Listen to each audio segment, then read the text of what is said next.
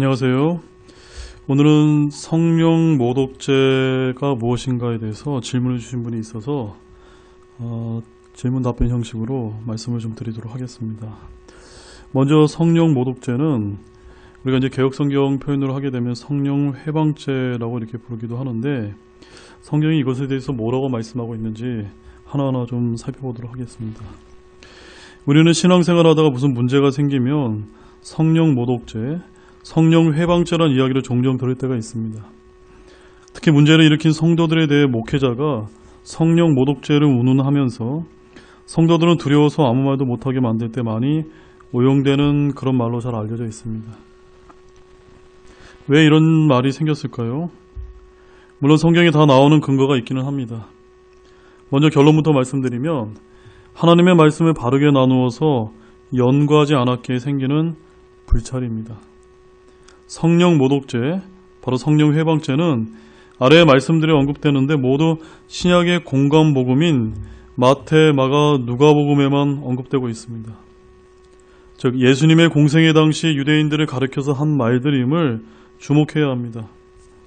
더욱이 킹제임스 흠정역 성경에는 성령으로 표현하고 있는 The Holy Spirit이나 또는 대문자 The Spirit이 아니라 성령님, 즉 요한일서 5장 7절에서 언급하고 있는 The Holy Ghost라고 이렇게 표현한 것은 신학적으로 더 분명한 의미를 갖습니다. 흠정역은 성령님 The Holy Ghost와 성령 The Spirit을 구분해서 표기하는데, 성령이라고 표현할 때는 외적이 아니라 내적으로 일하실 때 쓰는 용어로서 신약의 그리스도인 안에 내주하시는 성령을 가리킬 때 쓰이는 용어이기 때문입니다. 따라서 아래 구절들에서 성령님, The Holy Ghost라고 예수님께서 쓰신 것은 지금 이 말을 하신 적용식이나 적용 대상이 우선 우리 신약의 그리스도인, 즉 은혜의 시대이자 교회의 시대가 아님을 여러분들이 쉽게 아실 수가 있습니다. 그러면 이제 성령 모독죄에 대해서 언급하고 있는 그 말씀들을 다 한번 제가 언급해 드리겠습니다. 먼저 첫 번째는 마태복음 12장 31절에서 32절 말씀입니다. 그러므로 내가 너희에게 이르노니 온갖 종류의 죄와 신성 모독은 사람들이 용서받되 성령님을 대적하여 신성 모독하는 것은 사람들이 용서받지 못하고, 또 누구든지 말로 사람의 아들을 대적하면 그는 용서받되 누구든지 말로 성령님을 대적하면 이 세상에서나 오는 세상에서나 그는 용서받지 못하리라. 여기 두 번씩이나 성령님을 대적하면 모독하는 것이라고 되어 있는데, 여기서의 성령님이 영어 킹제임스 성경에 The Holy Ghost라고 되어 있습니다.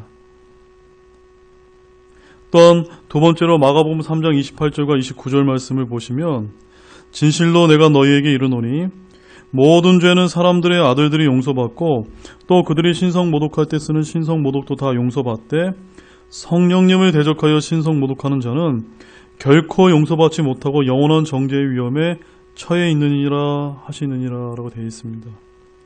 여기서도 성령님을 대적하여 신성 모독할 때 영어 킹제임스 성경에 Holy Ghost라고 이렇게 표현을 하고 있습니다. 마지막 세 번째로 언급되고 있는 누가복음 12장 10절 말씀을 보면, 누구든지 말로 사람의 아들을 대적하면 그는 용서받되 성령님을 대적하여 신성 모독하는 자는 용서받지 못하리라 라고 되어 있는데, 여기서도 성령님은 The Holy Ghost라고 이렇게 표현되고 있습니다. 즉 예수님께서 신성 모독하면서 용서받지 못하게 된다고 언급한 이 성령님은 모두가 다 Holy Ghost라고 이렇게 표현하고 있다는 사실입니다. 이 말씀이 마가복음 개역성경에는 다 성령을 회방하는 자, 성령 회방죄라고 이렇게 표현을 하고 있지만, 흠정역은 성령님을 대적하여 신성 모독하는 자로서 이를 여기서는 단순하게 성령 모독죄라고 제가 이렇게 부르도록 하겠습니다. 자, 그러면 지금부터 성령 모독죄란 무엇인지 좀 더 자세하게 이제 다뤄보도록 하겠습니다. 실예를 한번 드리도록 하겠습니다. 한 성도분이 이런 글을 이제 쓰신 것을 제가 본 적이 있습니다. 철없던 청년 때 지인들과 윷놀이를 하는데 한 팀에서 결정적 순간에 모나 윷이 나오기를 바란다며 주여를 외쳤습니다. 물론 장난이지요. 그러자 순복음교회에 다니던 한 집사님이 저를 나무랐습니다. 하나님의 이름을 망령되이 일컫지 말랬다고. 그런 것도 성령을 회방하는 거라고 말이죠. 다른 죄는 용서받아도 성령 회방죄는 용서받지 못한다는 것이었습니다. 그때 마음속으로 겁이 좀 났습니다. 나도 모르는 사이에 그런 잘못을 했을 수도 있는데 내가 아무리 잘 살고 잘 믿어도 다 틀린 일이 아닌가 싶었습니다. 물론 무분별한 주여 삼창을 비롯해 아무 때나 하나님의 이름을 부르는 것은 잘못입니다. 그러나 이것이 성령 회방죄일까요? 성령 회방죄란 무엇인지 몰라서 고민했던 시간들이 저에게도 있었습니다. 지금도 그런 분들이 많이 있습니다. 그렇다면 성령 회방죄를 지어도, 즉 성령 모독죄를 지어도 용서를 받을 수 있습니까? 제가 속으로 안 좋은 말이 자꾸 떠오릅니다. 제 생각은 아닌데 이것이 정신병인 것인지 그게 하나님과도 연결돼서 안 좋은 말이 떠오릅니다. 절대 제가 그렇게 생각하는 게 아닌데 혹시 제가 성령 하나님을 마음으로라도 욕되게 해서 성령 회방죄를 지었을까 두렵습니다. 정말로 성령 모독죄, 성령 회방죄가 있을까요? 한 형제님이 이렇게 간증문으로 올려주신 이 글을 보게 되면 이 성령 회방죄라고 하는 이 말이 굉장히 심각한 일임을 저희들이 잘 알 수가 있습니다. 특히 이제 무분별한 은사운동을 퍼뜨리는 인터넷 동영상들을 보면 그야말로 아비규환입니다. 반드시 영을 분별해야 합니다. 사도행전과 마태복음을 오해하는 데서 이러한 일들이 발생하는 거라고 저는 믿습니다. 성령님께서 오시기 전, 바로 성경이 완성되기 전 과도기에 행해진 일들은 성도의 표준이 될 수 없다는 것을 저희가 잘 알아야 합니다. 그런데 오늘날 그리스도인들이 이런 일을 바로잡고 비판하려 하다가 찍소리 못하고 오금이 저리는 죄목이 하나 있는데 그것이 바로 오순절주의자들이 말하는 성령 회방죄라는 것입니다. 오래전 사용됐던 개혁성경에 등장하는 용어라는 그런 뜻입니다. 이런 구절들이 나오는 신성모독 회방은 영어로 blasphemy라고, 즉 돌에 맞아 죽는 죄입니다. 이 말씀을 들어서 은사주의자들은 자기들의 사역을 비난하면 성령을 회방, 즉 모독하여 용서받을 수 없다라고 이렇게 비난합니다. 그래서 이것이 두려워 성도들은 감히 반대를 못합니다. 또한 교회를 비방하거나 기도를 할 때 방해하는 등의 일을 한 사람들도 영영 용서받지 못한다는 식을 많이 이제 이야기합니다. 근거 없이 교회나 목사를 비방하거나 나쁜 일을 하거나 그렇다고 이런 일들을 행한 사람은 아무리 회개하고 복음을 받아들여 예수님을 영접해도 용서받지 못하는 것일까요? 그 근거는 무엇일까요? 성경은 언제나 앞뒤 문맥을 잘 보아야 합니다. 예수님께서 이 말씀을 왜 누구에게 하셨습니까?